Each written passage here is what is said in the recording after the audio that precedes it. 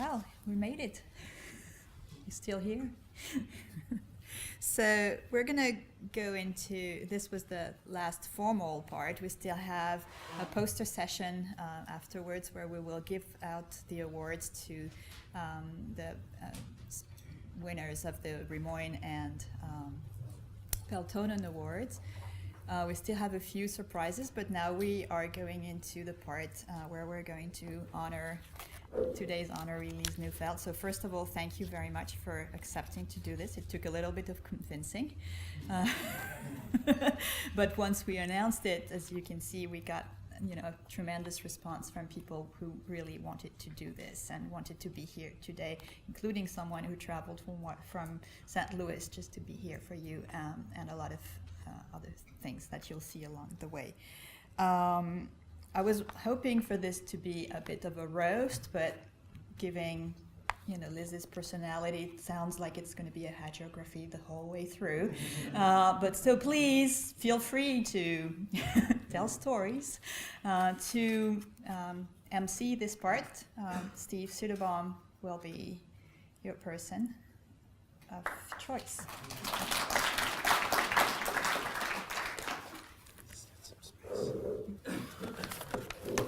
Well, as Emmanuel said, I'm Steve Cederbaum, and I've been asked to be the moderator of this session in which we're recognizing Liz's great contributions to both science and to UCLA human genetics. I first met Liz when she arrived in 1984, and we have been friends and colleagues ever since, and we share our passion for opera, and we have the same series at the LA Opera and usually meet in the lobby afterward and give a very brief dissection of what went on. I'm going to give brief introductory remarks and then kind of moderate the session in which other people are going to say things in tribute and possibly roasting Liz. Some months ago, I finally got to read a book called The Eighth Day of Creation by Horace Freeland Judson, which, by the way, is, I think, the finest chronicle of the early days of the molecular revolution that's ever been written. And, of course, all of us are part of that revolution. Genomics and sequencing has played an enormous role in almost every discussion today, and this went on. But when I got to the part which is my own deepest interest, which is the regulation of gene expression, I was struck by several things. Mostly, it's the exquisite beauty, originality, and most of all, the simplicity of the studies. Their greatness lay in their conception and in their planning. The results were simple, they were straightforward, and they were often definitive. The cost of performing these studies was very low, and this really defined my notion of real science, where the design of the experiment rather than the gathering of data played a predominant role. In 1968, as I was beginning my fellowship in medical and human genetics, and yes, in those days, every medical geneticist was trained as a human geneticist, I encountered what I thought was just such a paper from the lab of someone of whom I had never heard.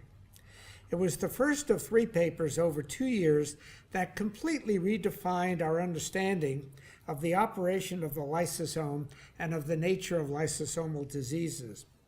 As each one came out, I was impelled to present that to the Journal Club at the University of Washington where I was, and we discussed their impact on our understanding of lysosomal storage diseases.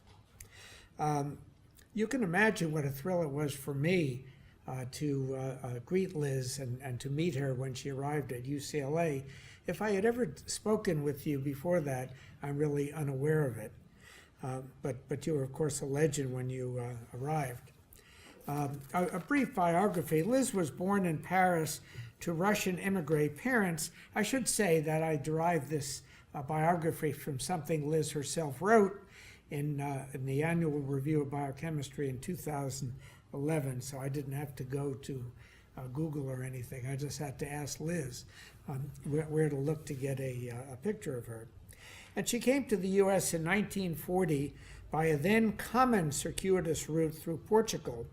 Any of you who have read World War II novels of intrigue know well about that pathway. After graduating from Queens College, it is fair to say, Liz, that you bounced around some in various science jobs, and during that time bounced into the arms of Ben Neufeld, with whom Liz has had 2 children. I don't know if that constitutes a roast, saying Liz bounced into the arms of Ben, but that may be as close as I'm going to get. She's going to have a chance to reply, so we'll find out.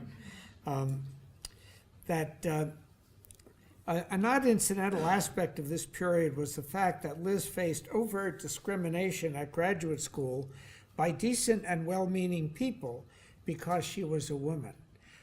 This was a different era, folks, and I know the problems aren't all solved, but this was more extreme in those days. In any event, she entered a wonderful Ph.D. program in biochemistry at Berkeley with some really legendary figures, but particularly in carbohydrate biology. And she describes this period in her short memoir as mixed and not exceptionally successful. In other words, Liz's great success did not begin on day one, and every struggling grad student should take heart and take note of this fact. But the common theme of Liz's scientific career was the study of the synthesis and the degradation of complex carbohydrates, and this work, of course, has continued to this very day. There were a number of significant characters in the carbohydrate field who crossed her path at this time: Vic Ginsburg, Rosalind and Stu Kornfeld. Probably most of the audience here doesn't know them. I did well, and they were just wonderful people. Liz became interested in Hurler disease 1967. That astounded me. And what was most remarkable about this is that within 2 or 3 years, she made the findings and the discoveries that completely turned the field on its ear. She demonstrated first that these disorders were due to the accumulation of carbohydrate, not because they were oversynthesized, but rather because they weren't broken down. This may seem like an unremarkable finding today, but then we didn't have any idea what the biological basis for lysosomal storage disease were, and this was a significant finding and carried out by, again, these simple, straightforward, and definitive studies that I described. Following this simple model of defining experiments, Liz and her collaborator at the time, Joseph Frattantoni, had planned experiments in which cells of different types were to be mixed. However, the pivotal experiment in which Hurler and Hunter cells were mixed was the result of a laboratory accident. They were not supposed to be mixed, but in the true spirit of what is a brilliant science and genius is the fact that when you get something that hasn't worked properly, instead of just throwing it out, you look at it and say, what did this experiment show and what might I have learned from it? And what they learned from this mistake was that there was cross-correction of the cells. And this was quickly followed by demonstrating that the medium from these cells mediated, if you will, the correction, and eventually the purified enzymes mediated the correction. Ironically, this was the genesis of an entire billion-dollar industry. That simple experiment done in 1967 or 68 led to literally a billion-dollar industry, and Patty gave you a wonderful introduction to that, and you're going to hear more about that in a little bit. Needless to say, Liz went on to amplify these findings and to continue until this day to make a host of important findings in the biochemistry, physiology, pathophysiology, and therapeutic approaches to these disorders. And you'll hear more about that from Liz's colleagues. Before arriving at UCLA in 1984, sounds like George Orwell, and it was a kind of a revolution that was probably worthy of George Orwell. Liz sent advanced scouts, two talented individuals, one of whom is here today, Lenny Rome and Larry Shapiro. They foreshadowed what a Liz Neufeld recruitment might bring to UCLA in their demeanor, in their scientific brilliance. Nothing, however, prepared UCLA for the impact that Liz would have. She's a dynamo, a catalyst for change with no mutations, an innovative teacher with whom I had the pleasure to run a seminar, and of course a superior scholar and leader. Although she was the chair of biological chemistry, she is being honored today by human genetics. There is good reason for this. From day one, when Liz arrived, she teamed up with David Remoyne to develop this joint program, interinstitutional program for medical genetics, which has thrived so well until today. But more importantly, I started to describe Liz as the midwife for the birth of the human genetics department, but then that was really not enough. She was not only the midwife, she was like the mother and father and midwife. It's kind of, I liken that to something like Vishnu, the Hindu god with 4 arms, or a Greek mythological figure who was more anatomically and dynamically enabled than the rest of us. And she drove and willed this department into existence. I was amused when Wayne Grody introduced me as waving my arms around, and here independently I had written that allusion to Vishnu, although Vishnu usually is pictured with his arms not moving.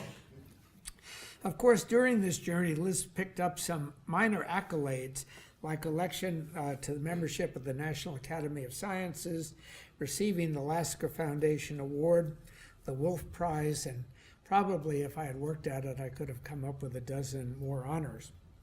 Liz teaches us humility with her own story and inspires us with her energy, insight, leadership, and above all, decency, all characteristics that she's modeled for us until this very day.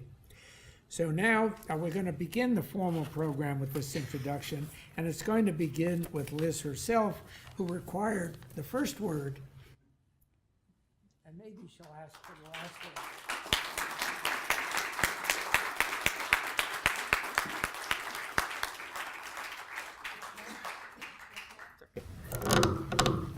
Thank you, Steve.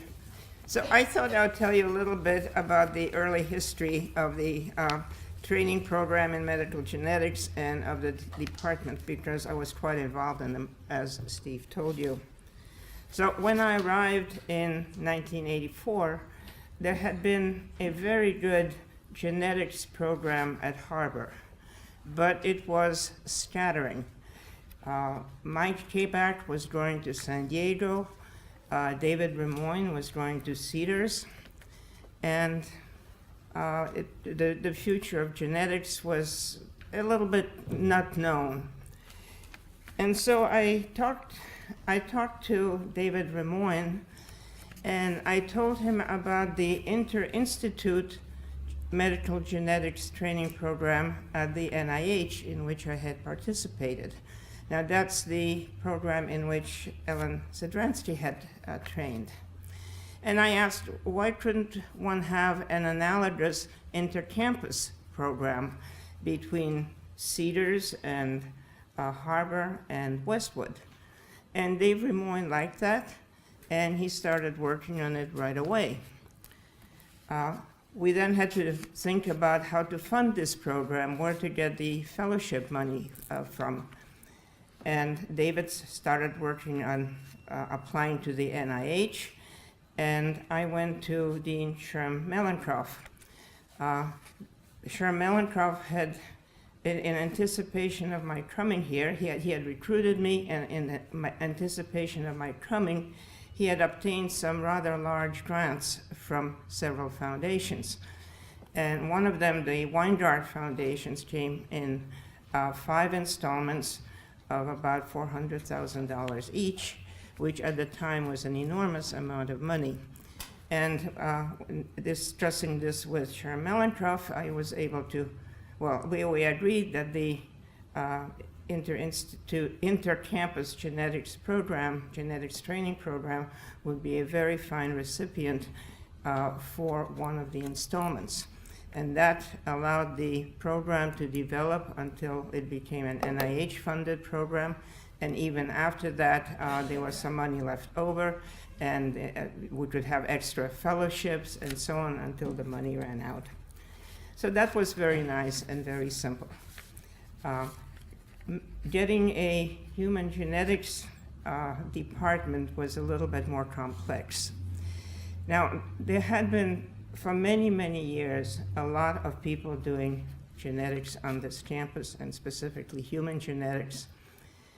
But there was no umbrella organization for them to interact and perhaps have courses together and have activities together.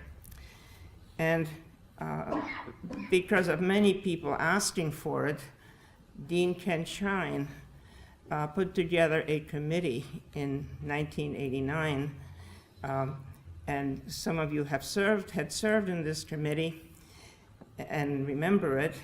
And the committee, which was called the Shapiro Committee, because Larry Shapiro was the chair, this committee deliberated long and interviewed a lot of people, had outside consultants, and came out with a report which recommended that there be a center with a small c, a genetic center first, and then after 3 years that might develop into a department.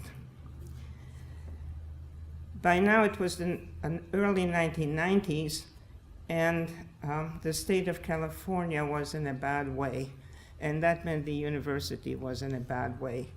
And so Dean Sidney Golub had to put a moratorium on this. And he was able to lift the moratorium and start garnering resources only in about 1993.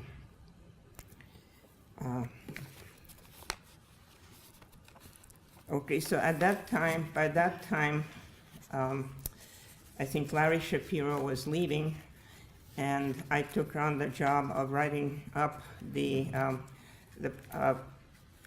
program for developing a department of human genetics. Many of you may remember this because I would bombard you with requests for letters that would, in which you would say that you were very enthusiastic with the idea of a human genetics department and that you would cooperate in creating it.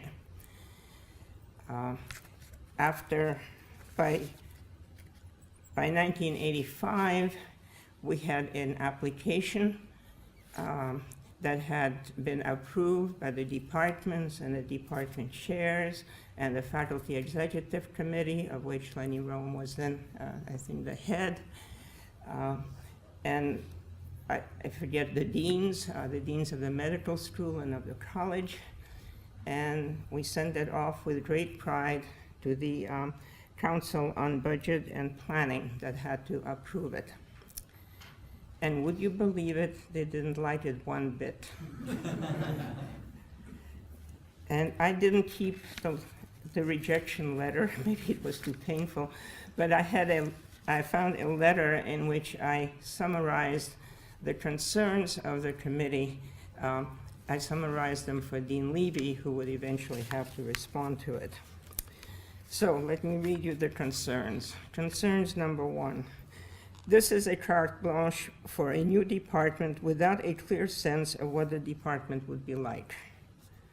Concern number 2, the goals of the department are not clear, and the method of ensuring that such goals would be implemented was not clear either. Concerns number 3 and 4, which are quite similar, it wasn't clear how the new faculty would interact, how the current faculty would interact with the new department. And it also wasn't clear whether they would be willing to teach in the new department. So what to do? So you have to do what you do when your grant application was rejected by a study section who obviously hadn't read it and certainly hadn't understood it.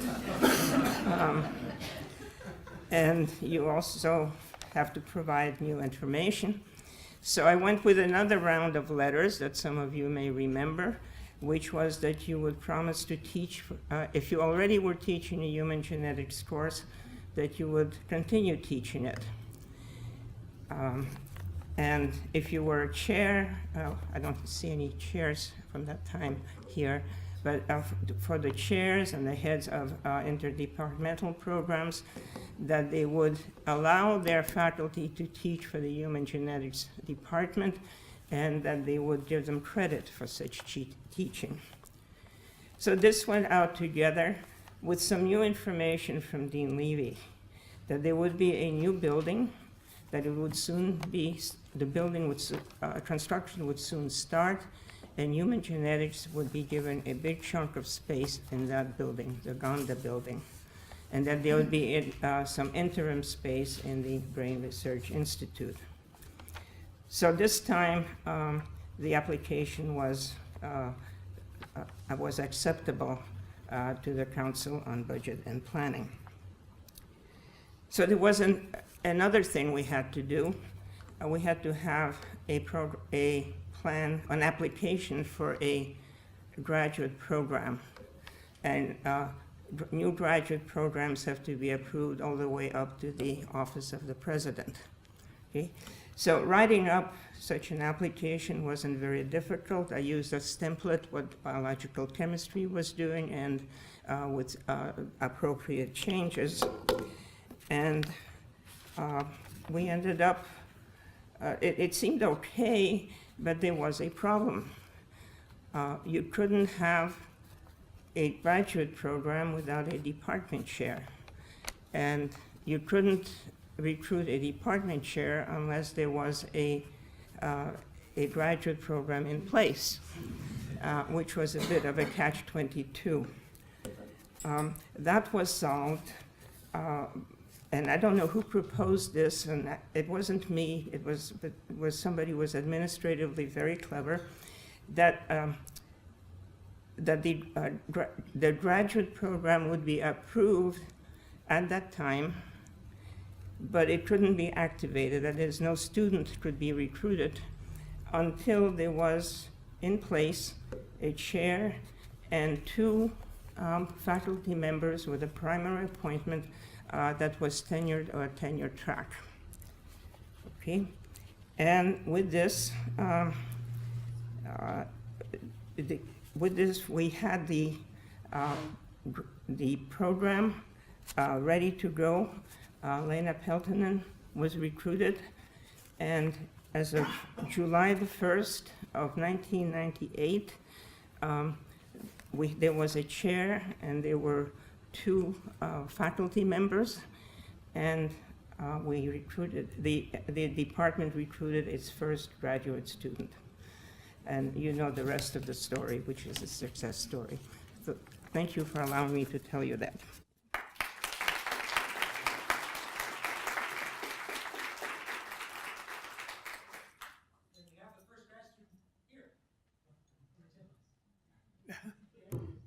Well, I think that the next speaker is going to be the person who was referred to twice, and that's Lenny Rohn.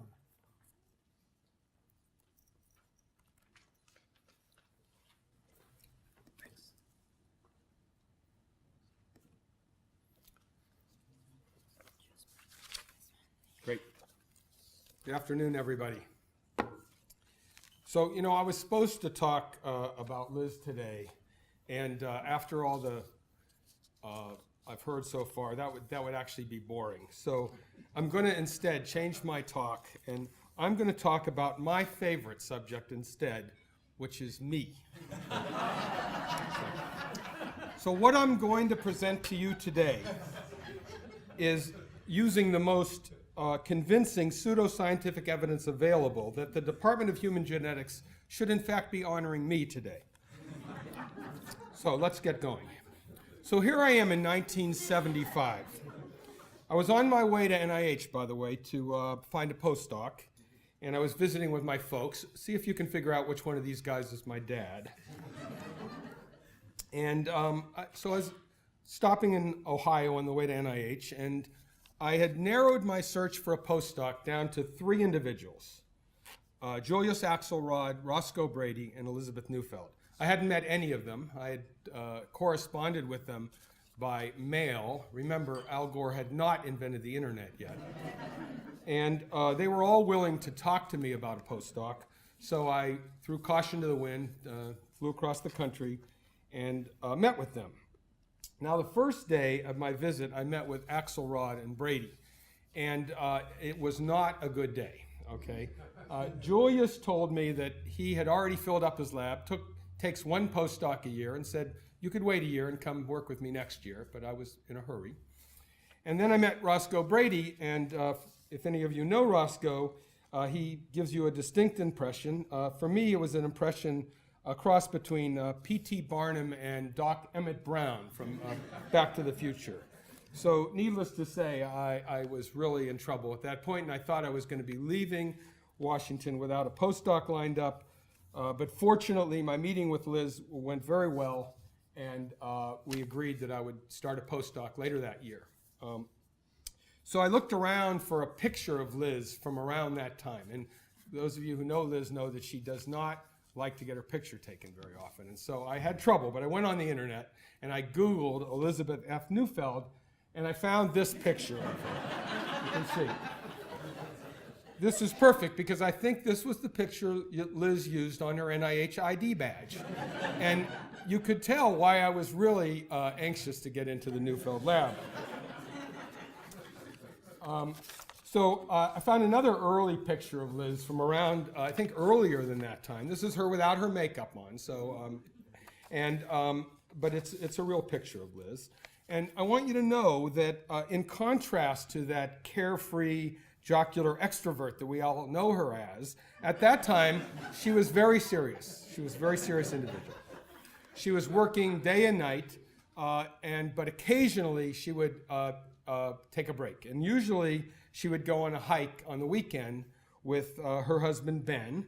And this is actually a slide from right about after I arrived at NIH, where Ben and Liz dragged me on one of these hikes. So I want you to know that I plotted Liz's fame index against time. And I call this the EFNFA, Elizabeth F. Neufeld Fame Analysis. And because I wanted to show you that coincident with my arriving in the Neufeld lab in 1975, her career really took off. And this is really definitive evidence that I want to bring you. So I do want to show you a few photos of people that were in the lab at the time. I don't know if Liz remembers any of these pictures, but Aki Vastason, Gloria Sando, Inga Lebers, Jerry Garvin. The lab was so crowded, Jerry Garvin and I not only shared a lab bench, we actually had to share a lab desk at the same time. That's a true story. And then a lot of other people who I overlapped with in the Liz lab. By the way, down here, Paulette, Titus Dillon, Mike Zasloff, and Dan Camarini Otero. And in data that I really don't have time to present to you, but we can make it a supplement to the presentation, all of these folks, nearly all of them, became very successful scientists on their own right. And I do not think it's a coincidence that that overlaps with my being in the Neufeld laboratory. I'm just saying, okay? By the way, Liz never ceased to amaze me about her talents in the laboratory. As Steve said, we knew that she could speak French because she had been born in Paris. But one day, I was on the phone with a long-distance call, which at that time was difficult, with a Russian scientist who wanted to send some cells to Liz to analyze for one of the lysosomal storage disorders. And he was having trouble understanding how to mail the cells, how to fill the flasks. Liz was getting very impatient. She puts out her hand. She says, "Give me the phone." So she takes the phone and then goes into this fluent Russian, giving this guy a lecture on how he should know how to mail cells and do other things. And then the cat was out of the bag that she was multilingual. And I think the State Department heard about this because a short time later, this is the true story, they called up and they said there was some Russian scientists had come to the State Department with a diplomat, and they needed something to do with these scientists that evening, and could Liz entertain them? And she thought, well, that would be no problem. So she asked me to look in the newspaper to see what kind of entertainment was going on that day. And again, there was no internet, so I had to actually find a newspaper. And the only thing I could find that was playing, that was available, was a show of the Grand Ole Opry, okay? It's really true. And so Liz says, oh, that should be no problem. Get tickets to the Grand Ole Opry. And because it was downtown, she said, could you come with me? Can you come? I said, sure, I'll come. And so she hands me the keys to her Saab, and she says, you're driving. Now, anybody who knows about Liz's driving knows that this was a very good idea, okay? So we pick up these, 3 or 4 Russians, okay? And they were out of central casting. I swear, the head guy was Nikita Khrushchev with like indigestion. I mean, and we drive down there, and Liz is talking to them in Russian. They didn't speak a word of English, and they were answering in kind of grunts. Okay, they really weren't saying anything. And we got to the Grand Ole Opry, and we actually had like front row orchestra seats. That's how popular that show was that evening. And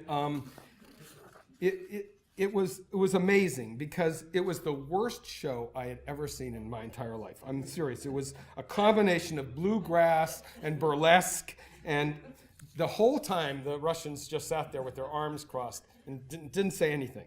And I'm thinking, this is an international incident. Liz is going to be thrown out of the NIH. The State Department's going to be embarrassed. It's terrible. I came in the next day. Liz is all smiles. Everything's fine. The Russian guy called her up, told her it's the greatest show he'd ever seen. How could she know that this was their favorite genre? It was absolutely amazing. Absolutely amazing. Okay, so a couple years after that, my girlfriend, Melanie, and I decided to get married, and we scheduled some wedding and a reception in some schlocky banquet hall in Silver Springs, Maryland, and we invited Liz. Now, up to that point, I'd never seen Liz dressed up, okay? And I was so surprised when she arrived at the banquet hall that she must have been there before, because she came dressed to match the wallpaper of the hall.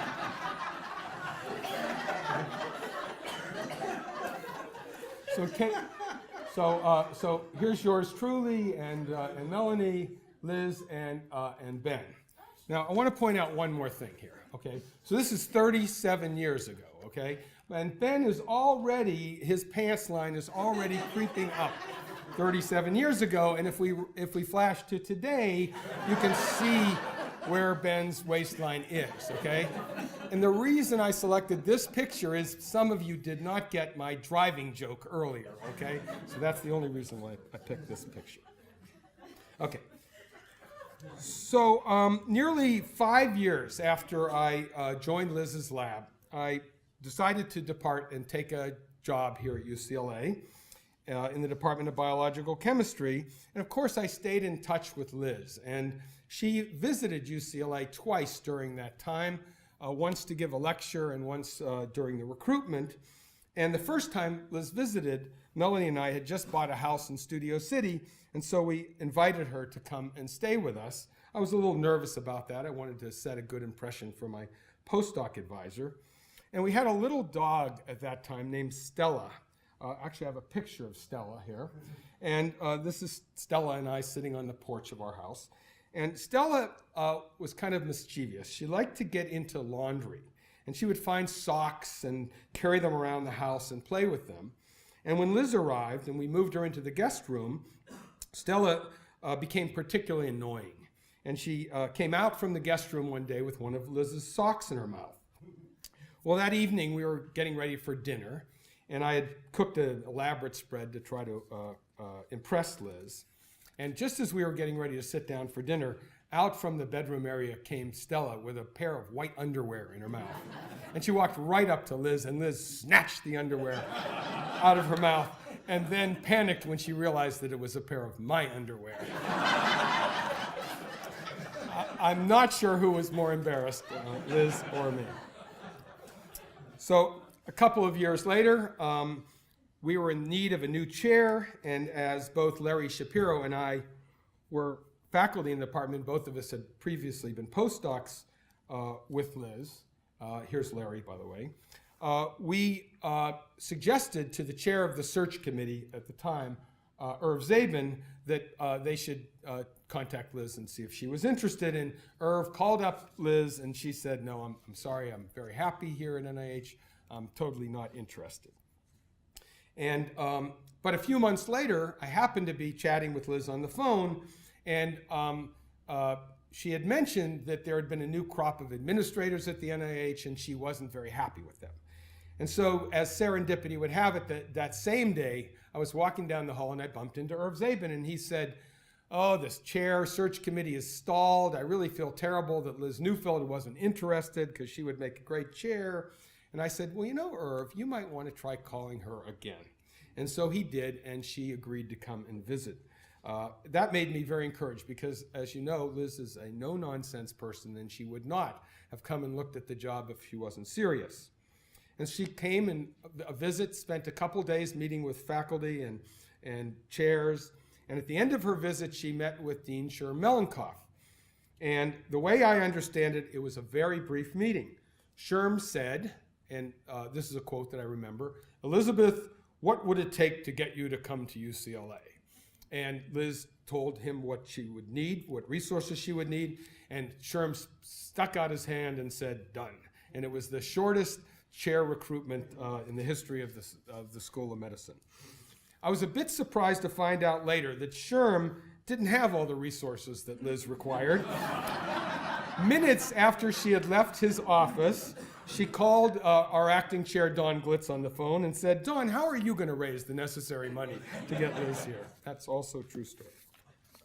So here's an early picture of Liz in the School of Medicine, also found on the internet.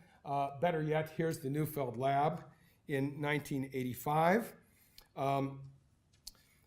Again, in keeping with my credit taking for this affair, Liz became chair of our department, was chair for 20 years, and all of the faculty on this slide were recruited under her tenure as chair. So again, I take credit for the success of the department. And as you already heard from Liz, that when she was forming the Department of Human Genetics, I was part of the faculty executive committee, and then later when the department was approved, I was in the dean's office. So I think it naturally follows that the Human Genetics Department should be honoring me for my role in the creation of this terrific department. So I'll leave with this really nice slide that we have of Liz. I'd have to label it, though, with a tribute to Lenny Rome's most distinguished postdoc advisor. So thank you all.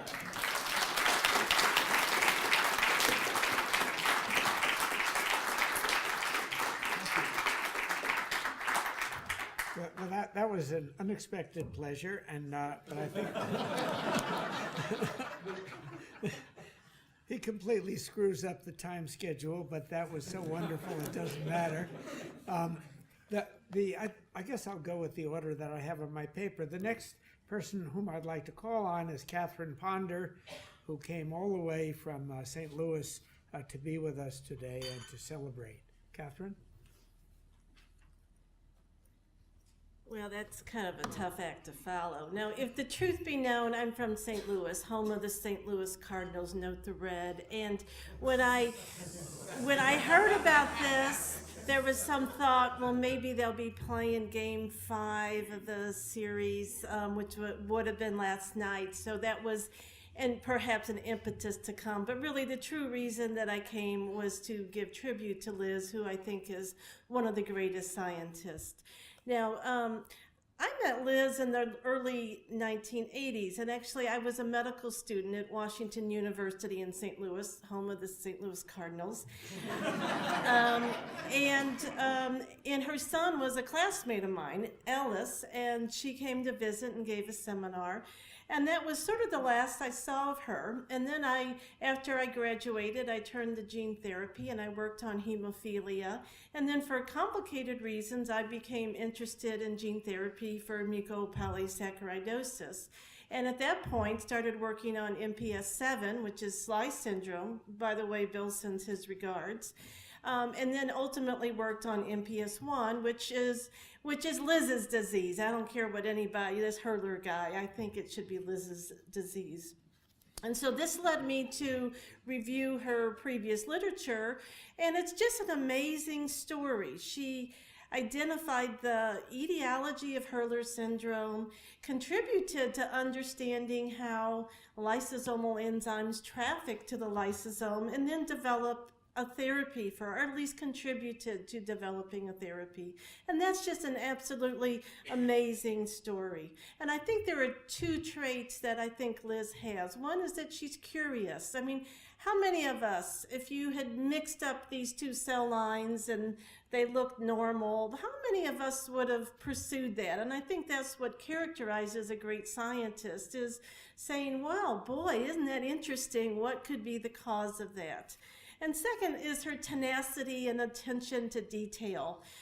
So I called her up. I was working on gene therapy, and we started on MPS 1 in the early 2000s, and we wanted to purify that. We were working in dogs. We had the dog gene, and we wanted to purify the dog enzyme to use for looking for antibodies, and we couldn't get activity. And I called up Liz, and we had this 5-minute conversation, and she said, oh, well, you got to grow the cells in low pH, which makes a lot of sense, and lo and behold, that was correct. But this is somebody that knew the details of something she was involved in 20, maybe 30 years ago. Now Liz has 2 children, which she raised with her husband Ben. Sophie, her daughter, loves horses and is involved in teaching dressage. And Ellis, my classmate, got his MD PhD from St. Louis, from Washington University in St. Louis, home of the St. Louis Cardinals, and is now on the faculty at Harvard University in pediatric hematology. And I asked Ellis for comments on his mother. And actually, I do recall from when I met Liz in the early 1980s that Ellis described a really big Saturday night for Liz. And that big Saturday night was to get to drink a glass of wine while she reviewed and usually rejected JBC papers, as opposed to during the week, she just would review JBC papers without the glass of wine. So Ellis wrote this, and I've shortened it a little bit because of that, that loudmouth, on and on guy that preceded me. I did shorten it a little bit, but it reads from Ellis. Hi, Mom. Sorry I can't be there in person to celebrate your career. Of course, Liz never told her son that she was going to get an award. He might have tried to get here, but getting here from Boston is not trivial. Let me recount how great it is to have grown up with a distinguished biochemist and geneticist to chat with at dinner every night. We talked about all kinds of science over dinner, and I took that for granted. We talked over dinner about, let me get my glasses on, about non-random X inactivation and the lion hypothesis, which got us into a discussion of calico male cats and XXY genomes. It got a little arcane. It drove my sister Sophie, the one who likes horses, crazy. As you know, she's not a science type. She used to moan, no, not again, and Dad didn't moan about it, or not much that I can recall, but it was probably tiresome. During college, I spent summers working at the NIH with Ira Paston, and one summer I worked on a mutant fibroblast line that couldn't glycosylate proteins correctly. In particular, it didn't have the N-acetylglucosamine, and my job was to prove that it was missing glucosamine phosphate acetyltransferase, the enzyme that makes the sugar that you yourself, Liz, studied 10 years before. So each evening over dinner, I would tell you the day's lab progress, and you would make suggestions about why the assay wasn't working, and I'd go out and try them the next day. And in the end, I got my first paper published, and it crossed my mind, which I later confirmed, that what was going on here was that Ira Paston was getting your expertise for my $6 an hour salary, but that turned out to be a good deal for everybody. And then he goes on, I skipped a little bit of stuff, but since Dr. Sadransky is the keynote speaker at the genetics retreat, he wanted to add a recollection about a Gaucher disease angle. And in February of 1983, there was an episode of the new hit TV show St. Elsewhere, and it took on a lysosomal storage disease. The young intern on the show was confronted with an elderly Jewish gentleman with nosebleeds. After hitting the textbook, she rightly reasoned that he could have Gaucher disease, and the drama turned on whether it was worth the cost of the expensive blood test to find this zebra disease. The older, experienced physician counseled not to do it, but of course the intern was proven right. As a med student in St. Louis at the time, I thought this was very cool. But when we spoke shortly thereafter on the phone, you were quite irritated that they had mispronounced the disease as Gucher, like the college in New York. Anyway, so Ellis writes, congratulations on the occasion of this celebration in your honor, and thanks for teaching me so much. And then finally, I'm actually part of the Division of Hematology in Washington University, and Stuart Kornfeld says hello, and Larry Shapiro says hello, and Scott Hickman says hello. And I would like to say that when Rosalind Kornfeld, Stuart's wife, died, we received donations and started a lectureship for distinguished women in science. And Liz Neufeld was our first speaker, and really is a reflection of the truly great women in science, women scientists. So thank you for letting me speak.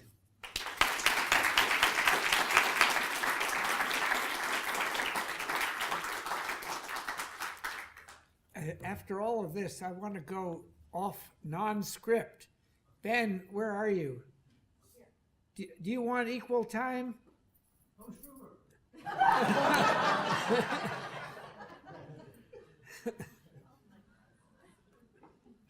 I have to say that this is going longer than we anticipated, and is absolutely much more fun. I can't imagine even wine being this much fun. I'm sorry I have no handouts. I was not prepared to speak until about 40 seconds ago. I don't even have a sign-up sheet where you can sign up and get the remarks later on. Liz's interest in the mucopoly, well, let me go back a way. When we were married, we were living in Maryland, and then we both decided to go to graduate school in Berkeley. And after a few years, Liz decided to go to NIH, and after a few more years, Liz decided to come here. So we have been yo-yoing back and forth across the country. So I know absolutely nothing about what happened in laboratories anywhere at either end of the country. I can tell you this. She came home from work one day, and after dinner she said something like, I read a very interesting paper today. The guy did, she mentioned the journal, I don't remember what it was, probably JBC. But she said, this guy did very good work. The only thing is that his conclusions are not supported by his data. Now wait, how can this happen? Well, I don't know, but she explained to me this controversy, I guess you'd call it, about what the mucopolysaccharidoses really were. And she said, this guy took one position, and the other position is this. I'd like to work on that. I said, well, go talk to your boss, who was DeWitt Stetton at the old Arthritis Institute. She came back a few days later and said, I did talk to him, and he thought this would be a good subject to work on. He said, wind up what you're doing, so that somebody else someday could pick it up and go to work on that. And so she did. And I didn't follow this. She came home one day, I don't know, years later, months later, and she said, Clara came in to my office today, and she had 2 of these bottles in which they'd been growing cells. They were using these up, and what they did when they used them up was pour all of the samples from one individual back into the same bottle. They had all grown identically, of course. And gradually they worked on what they had. But Clara came in and said, I don't know how I did this, and I'm quoting Liz or paraphrasing Liz. She said, both of these are labeled, they're from different patients and they're from different diseases. Should I throw them out? And Liz said, no, leave it alone, grow it, and let's see what happens. Okay. So a few weeks later, she came in and said, something very strange. These 2 diseases cured each other. And I suppose if you had poured any 2 other diseases' cells together, this wouldn't have happened. She went on from there, came back one day and said, we have been working on a therapy. We have made a molecule of it. She came back later and said, we had this dog we tried it on, nearly killed the dog. Back to the drawing boards. The next thing I know, she invited me to come down with her to Harbor one evening, where they had bottles and bottles of a therapeutic, I guess you'd call it concoction, and they kept producing this stuff, and eventually it became of something. And this is very nice for me, because I get to go to all these parties where they celebrate advances in the industry. And here I am at another one today. Thank you all.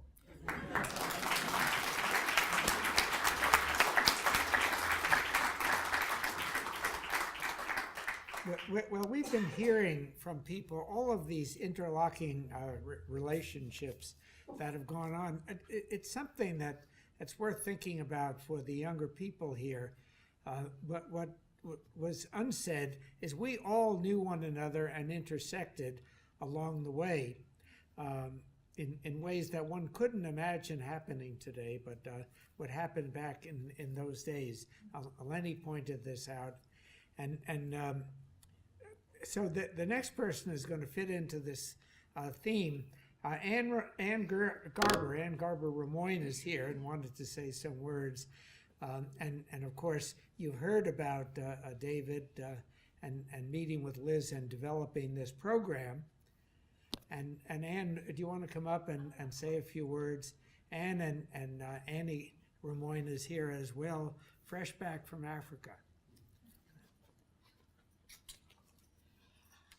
Well, this is really a privilege to be here with all of you, and especially to honor Liz Neufeld. My former career was as a genetic counselor, and I can remember way back then learning about biochemical genetics and being so impressed by this brilliant woman, and I was so happy that she was a woman and sort of stood out from all of the other investigators that I read about. And lo and behold, I ended up marrying David Ramoyne and then had many opportunities socially to be around Liz, who I was still so in awe of and got really shy around because I just thought she was so brilliant. But then as time went on, I really, through David, got to understand a different side of her as a collaborator, as a partner, as somebody who was willing to work outside of her immediate circle to build something bigger, to build something larger. And he always thought of you like that, Liz. And I really want you to know that he looked up to you as a partner and somebody who he could depend on for the greater good of medical genetics. And thank you so much for playing that role, and congratulations today.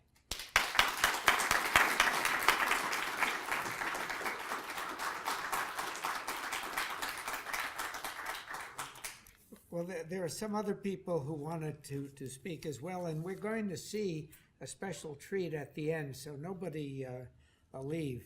Now, I know that Audrey Fowler wanted to say a word or two.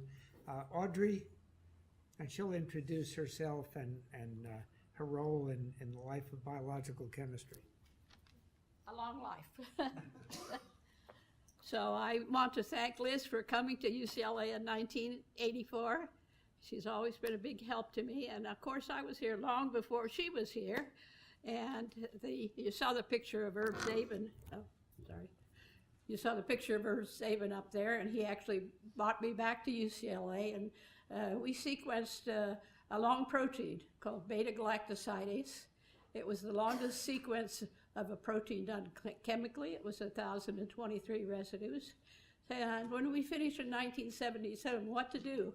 So actually, the molecular biology invited me to set up a protein sequencing facility, which I did.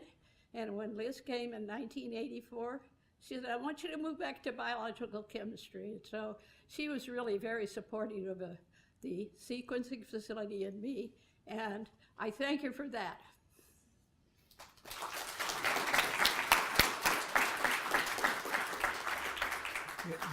The next person is a reprise of this morning's session, but Patty Dixon wants to say some more words. Patty?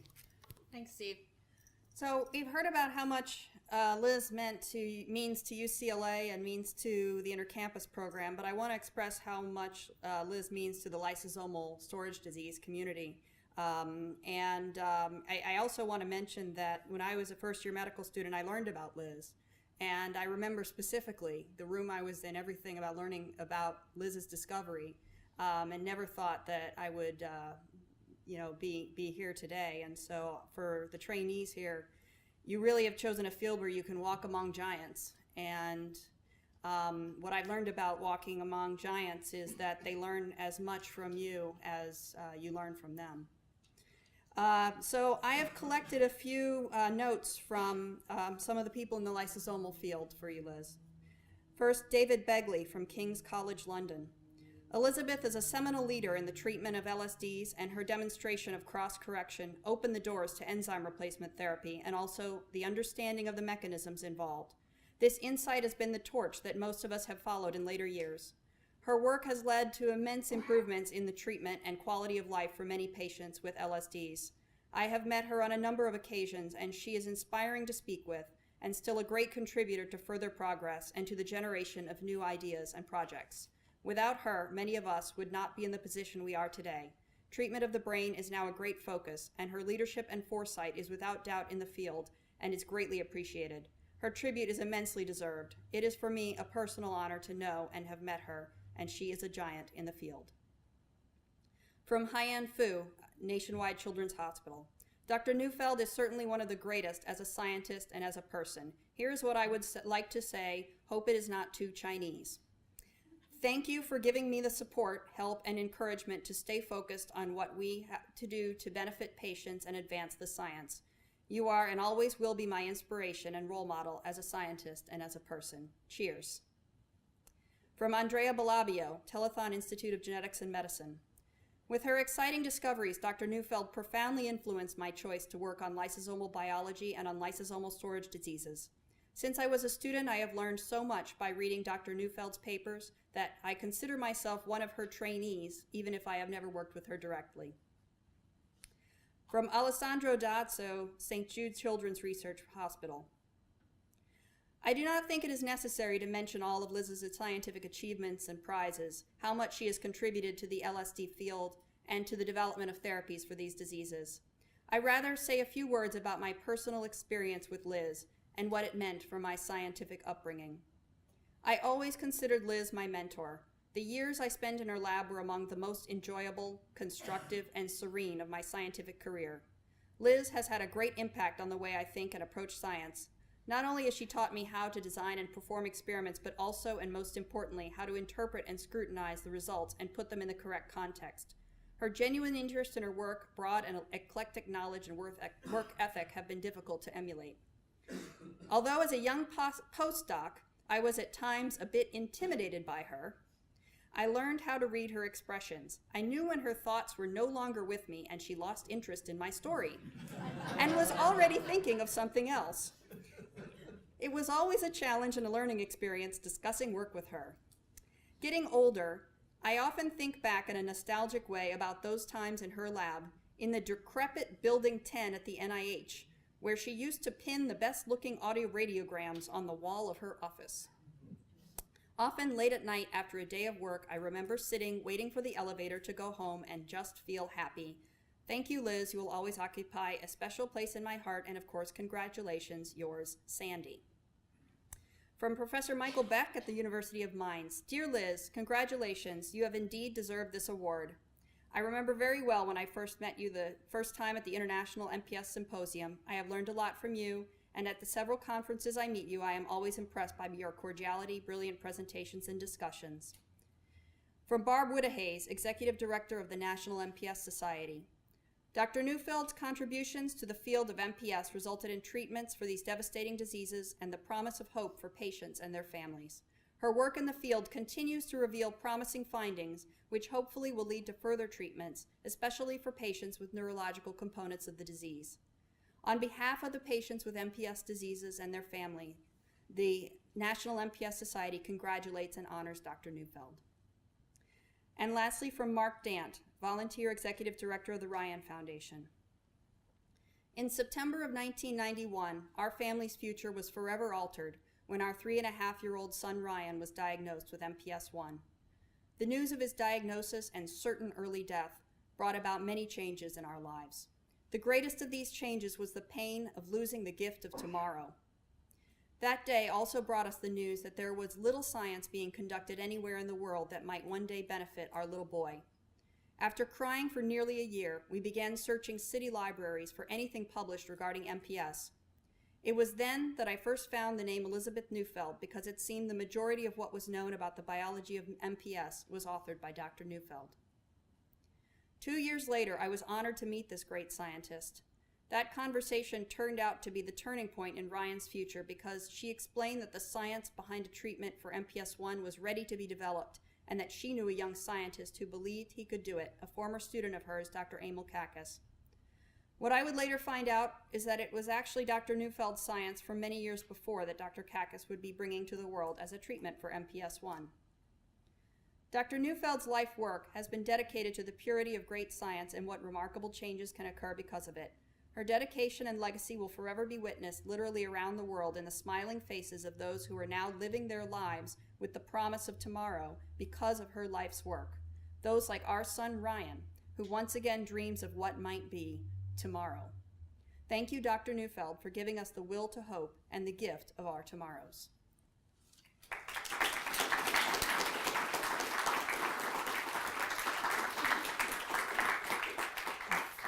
I think Harvey Hirschman would like to say a word.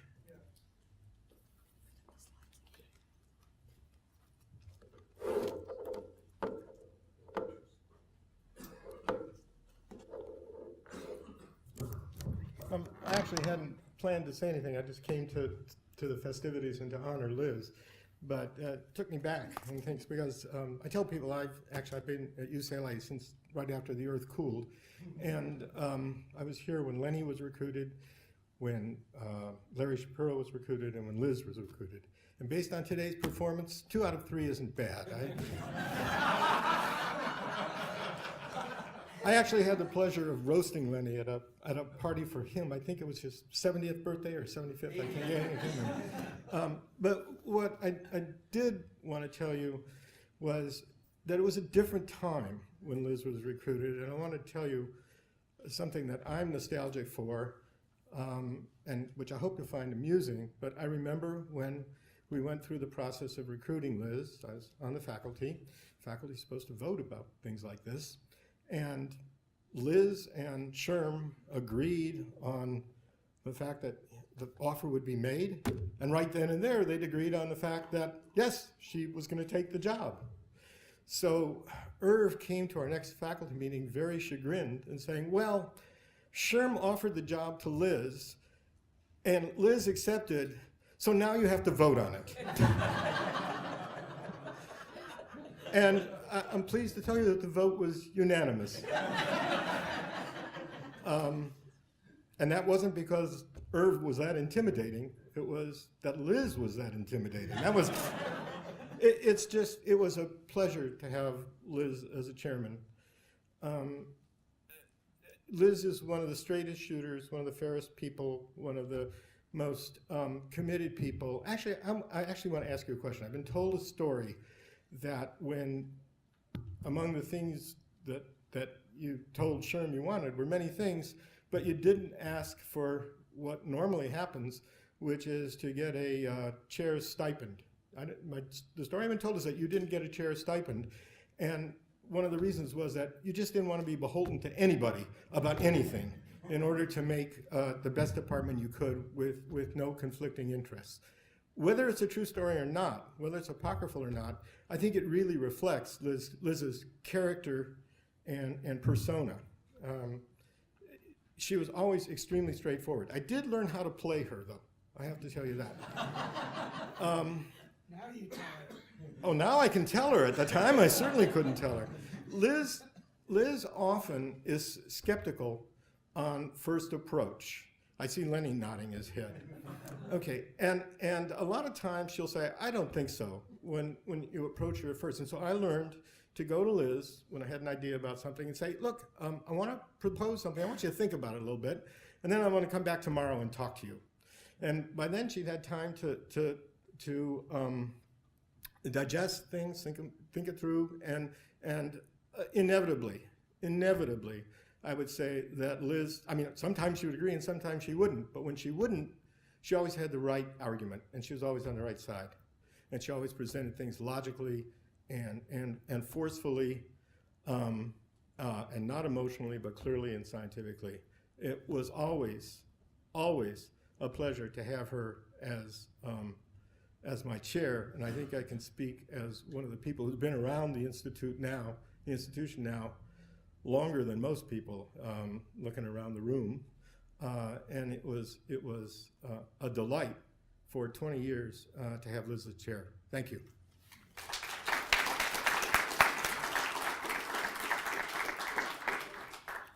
Well, now we're going to open the floor to anyone, unscripted or not, who wants to say a word. Just come up here if you like. We have no takers, so we have one final event that Emmanuel is going to put on, or someone's going to put on. We first have closing remarks by our vice chair, Stan Nelson. No, you talk first while I install that thing. Very good. Well, I'm just going to add my comments and my thanks and my admiration for you, Liz. That's some part of my closing comments. So before my role as dry vice chair of the Department of Human Genetics. But you know, in 1993, when I came to UCLA, I was a bit of a fish out of water, working in genomics, genomic technology, having a footprint in the clinic, and very much wanting a basic science laboratory. And I'm very much indebted to Liz, creating a home where I was very welcome, and a basic science department where I was welcome and allowed to flourish over the course of a few years. Although I was a little bit chagrined that as soon as the department occurred, I think Liz was very happy to get rid of me and push me off to human genetics. But thank you very much, Liz. Really much appreciate your support. So in closing comments, we're going to get a movie here after I'm done speaking, so don't leave. I just wanted to say thank you all for coming. This has been a great showing. I think it's worked out very well that the Medical Genetics Training Program, the Intercampus Medical Genetics Program, including Harbor, Cedars, and UCLA, along with the Department of Human Genetics, have fused together to make this retreat work, and it works very well. I think Liz's work has just been amazing to see. It's a spectacular career to see over the course of, you know, a 30 to 35 year, 40 year time frame of moving from simple observations, the experiment that you performed, that you followed up on, leading to actual meaningful therapeutics in kids with rare diseases. There's thousands of different rare diseases and hundreds of therapies. There's a massive amount of work that we have to do to solve some of these, you know, really catastrophic illnesses that occur primarily in children. And I think what you've done has laid a foundation for that. I think the fact that there's a multi-billion-dollar industry around this is really spectacularly related to the enzyme replacement therapies, and that creates an economic framework by which these therapies can actually move forward. So thank you very much from a number of perspectives. I also think that bringing the two programs together does a very nice job of sort of bringing the issues of what happens in the clinic back to basic science questions and what happens in our basic science laboratories to impact the clinic. And I think those things are fusing very nicely here. So I'd just like to congratulate all for their great presentations. And I think you're going to have to push this.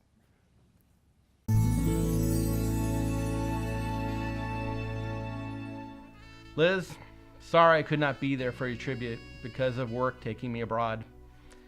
I knew I'd have to say something about the mentor, scientist, and friend that led me to the biotech business that makes me so busy that I have to go abroad so often that I have to miss your tribute, despite the scheduling gymnastics the organizers went through. So for this tribute on video, I thought about talking fondly about the deepest, darkest secrets that make the Liz we know tick. But then I realized I don't know any. Fact is, Liz is a pure scientist, unassuming, unpretentious, and focused on getting the truth about how things work and why. When she started at the NIH in the 60s, she read and read, looking for the question that would occupy her career, and the MPS diseases were just there, akin to the carbohydrate chemistry she knew, but also the cause of a disfiguring and disabling disease of children when their genetics were just unlucky. And from the mindset of finding the truth, an accident led her to discovery the existence of a corrective factor. It was a bizarre stroke of luck that the cure was found before the disease was understood. And the decades after were spent figuring out why. A long parade of fellows came through the lab, of which I was at the end, the last runner in a multi-decade scientific relay race. And getting there to treat the first patient was the first opportunity to change the medical future of many MPS patients. If the treatment is successful, I think it will very much improve the quality of life for the patients. Today is another milestone in what has been a long climb. I don't think we're at the end of the road yet, but I think this is a very, very important milestone. I think this is one that I've been waiting for not quite 30 years, but I would say from that first experiment in 1969 where we could cure our cells in culture, that's 28 years. But then, of course, in medical research, that's not a very long time. When I first met Liz to discuss working with her as a fellow, I had the pie-in-the-sky, unrealistic dreams of most postdocs, thinking we can figure out something like gene therapy and fix all these kids and go on and construct this great scientific career. But at our first meeting, the direction changed, and she said to me, "Emil, there are a lot of people working on gene therapy. I would rather just like to see us try to do the enzyme therapy since we've never had the chance to do that before." And frankly, I was a bit dumbstruck because enzyme therapy was really about making enzyme, which seemed like, an industrial project and hardly the place for a real scientist to waste his time. So I put on my poker face and told her, "Liz, fine, I'll do that for a couple years and then I'll get back to gene therapy." And let's see, well, it's been about 23 years since then, but I'm getting back to it eventually.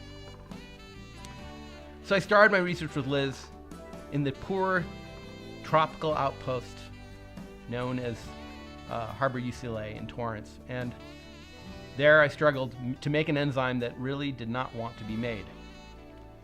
I found some old equipment and painted a lab and started making some enzyme. Now, one of my fondest memories of that old time working in the lab is that the cell line got made and the culture started producing enzyme. I'd come into the lab and tell Liz how much enzyme I'd made, and I could thrill her with that. I first told her the cell line was making 5 micrograms per ml, and she'd marvel that it took them 5 years to purify 5 micrograms. Then later I'd tell her that 1 plate of cells was making enough enzyme that she would originally purify from a 55-gallon drum of urine. That 1 plate had that much hyaluronidase content. And then another time I'd tell her I'd made 10 milligrams of hyaluronidase, and she was always amazed. And with the system shown here, I was making around 100 milligrams or so, and now enough to treat dogs with MPS I, and she was thrilled, as always. I made her a special vial that said Neufeld on it, thinking ahead for what was coming. But Liz worried and felt that no one would care about this rare disease and all these rare patients there wouldn't be a chance, and we might not ever get it developed. We went around together and we talked to people and companies, and frankly, no one cared at all, so it seemed like we were sunk. But fortunately, a family foundation working to save their child found Liz and soon was funding the work. Once we had seen Ryan Dance shown here with one of his famous pitcher stars from the Rangers, we both knew we had to do something for him. And they started raising money for us. And this is a picture of us with the first check from the Ryan Foundation. Now, we struggled with the support of the foundation, and eventually that special day came, partly with the support of a company. But that day was particularly special because they had the opportunity to give something back to Liz, and that is starting the first infusion that would be the first correction experiment in patients with MPS. Ready to go? Good. Well, we're gathered for a very important occasion, a long time in coming, and I wanted everybody to be here because it really is 30 years in coming, and it's a special day for a lot of us. I think this journey began 30 years ago with Dr. Neufeld's lab with Dr. Frazzantoni, and then they, in an inadvertent mistake, mixed up some cells, and in that small mistake discovered how they might correct this disease using normal enzyme to get taken up by cells that don't have that enzyme. And took Dr. Neufeld and many fellows numerous years to go through the enzymology, the biology, cell biology of this disease, cloning of the enzyme in 1991, and finally producing enough recombinant enzyme to be able to administer it today to Justin. First dose. Okay. There it goes. It's going. That's it. Great. All right. That moment was captured in this photo is really one of the most amazing moments right after the first infusion. And at that time, I gave a tribute to the work Liz had done to get us there. It starts with a patient 30 years ago and takes this long path through cell biology, molecular genetics, and then back again to the patient. It really is an amazing story of scientific discovery and persistence. If the treatment is successful, I think it will very much improve the quality of life for the patients. I think what these 10 kids and families did is so inspiring and amazing and courageous, because they were really the first to step up to the plate and make things possible nobody ever thought would be possible for a future. Emil gave us a different journey. We look back and we see the smiling faces of those 9 families and that picture of Emil in the director's chair. I would bet there isn't a day that's gone by since that picture was taken that I haven't thought of that. Such little kids and Greg, heroes, all of them. 11 people in that picture, every one of them, heroes. Now, the greatest gift I received from Liz was the chance to sit here with all my MPS I kids, young and old, to celebrate the completion of the 6-month study on the Queen Mary, and to realize that I didn't really want to be a basic scientist, but someone that made therapies for rare diseases. Because once you press that button and start infusion, you're forever addicted to that experience, and you want to do it over and over again. And since that time, the progress has been amazing. Ryan has done well with more than 16 years of treatment and now going to college. More than 1,000 MPS patients have received the enzyme, and the cell line made in that bungalow with the CDNA from Liz's lab is producing that enzyme for the world. And from the success of that development have been treatments for Meritola-Me, then Hunter, then Morchio. And finally, now I'm working on MPS 7 with the team at Ultragenyx for SLY syndrome. Now, how likely was SLY syndrome ever to be treated? Extraordinarily rare disease, but my team and I have had the chance to take that enzyme therapy to that rare disease too. And I had the great thrill of being there again for the first infusion of MPS 7, SLY disease, with Dr. SLY. Takis and I had a rehearsal for this about a dozen years ago. We proved that we could do it. Together we got funding from the government to develop the enzyme, but there weren't any commercial takers at that time. His company had too many other things on their plate.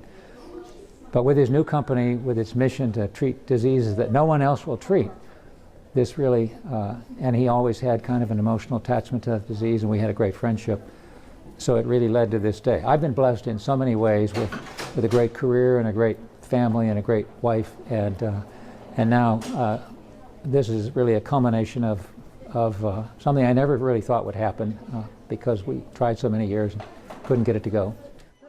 Special day for Matthew, but really for all of us.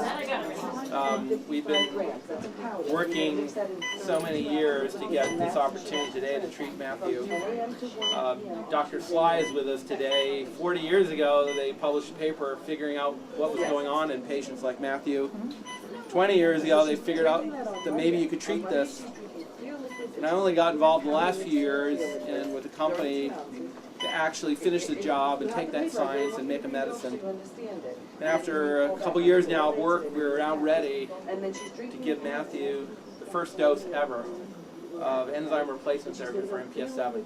You want to say a couple words about this moment for you? You've been working on this for so long. Yeah, it's really a thrill. I had almost given up hope that this would ever happen because it really took a special combination. I'm so grateful to Ultragenyx, grateful to Jeff Grubb, who was with me so many years and then joined Emil and that team to help make this possible. And it's really a fulfillment of a life's dream. I'm very happy to be here. In honor of your work in this, start the first infusion. Where's the button? There we are. It's going. All right. Congratulations. It's going. So Dr. SLY and so many others have had a chance to see their work transformed into therapies for kids. And for me, the opportunity to get 3 products approved for rare diseases, to have developed several more of these products, and now to have founded a company dedicated to the same cause for ultra-rare diseases, with nearly 100 staff on 5 different rare diseases. It's a thrill I could not have imagined, Liz. Liz, I just have to thank you for directing me that way to the boring enzyme production project that no one cared about, which allowed me to see how much treating patients for the first time can make a career, which now everyone and their local venture capitalist seems to care about.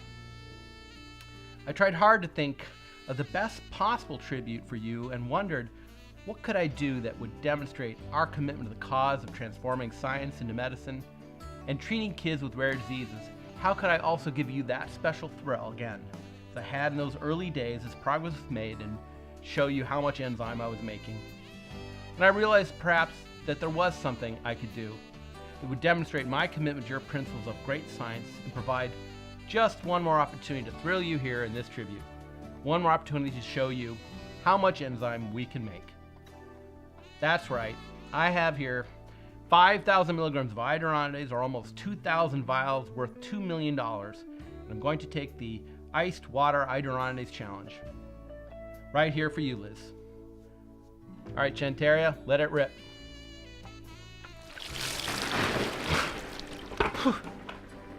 Liz, congratulations. It's tasty.